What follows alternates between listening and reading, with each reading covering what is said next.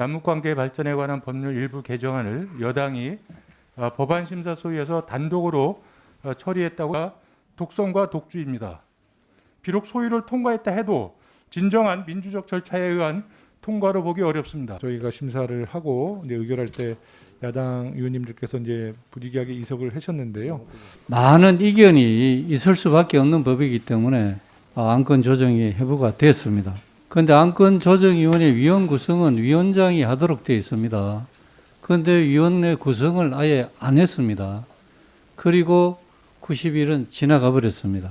이런 상황에서 어제 이 법안 소위에서 서로 이게 논의를 잠시 하고 여당이 단독으로 일방적으로 이것을 강행 통과시켰습니다. 여당 위원장, 그러니까 외통위 위원장님에게 그 책임을 전가하시는데요. 사실 안건조정위원회에 대한 구성에 대한 요청을 한 번이라도 하셨어야 되는데 사실 한 번도 안 하셨거든요. 그것은 안건조정위원회에 여당 의원수가 많다 보니 실효성이 없으니까 사실 90일이라는 시간을 벌기 위해서 정치적인 의도를 갖고 사실 안건조정위원회 회부했다는 것은 사실 우리가 숨길 수 없는 사실입니다. 그래서 이 문제에 대해서는 위법적인 것은 아니었다라는 말씀 드리고요. 안건조정위원회 구성 자체가 안 되었기 때문에 법의 국회법 절차에 따라서 소위원회 회부할 수가 없는 것이다.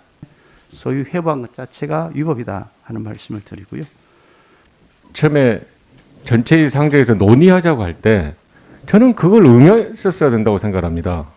한 번이든 10번이든 계속 하자고 저희들은 이야기를 했는데 아예 논의의 기회를 봉쇄시키는 안건조정위원회로 보내버렸거든요. 그리고 나서 그 절차에 대해서 아무런 이야기를 하지 않다가 안건조정위로 가고 나서 최소한의 대응 조치가 그 기간을 도과하고 나서 소위원회에서 논의할 수 있는 그걸 하니까 이제 와서 절차적인 문제가 있다고 말씀하신다면 저는 좀 안 맞다. 서로 협치를 해야 되는 거니까 그런 차원에서 일단 오늘 이 법의 처리를 정지해 주시기 바랍니다. 협치를 말씀하시는데요. 참 고민스러운 부분입니다. 이 소위원회에서 다수결이라는 것이 반드시 협치의 길이냐라는 것에 대해서는 근본적인 생각을 해보실 필요가 있습니다. 실제로 13대 이후로 소위원회에서 했던 사례가 몇 건 되지 않은 결과가 결국은 국회가 굉장히 어떻게 보면 효용이 떨어지고 필요한 일들 못하게 한 결과로 철회가 돼서 내년 봄에 한다고 하더라도 또 내년 여름에 한다고 하더라도 의원님들 말씀하시는 주장의 논지는 전혀 다를 게 없을 것 같아요. 딱 주장은 똑같은데 표현 방식만 조금씩 다 달리 하실 거란 생각입니다.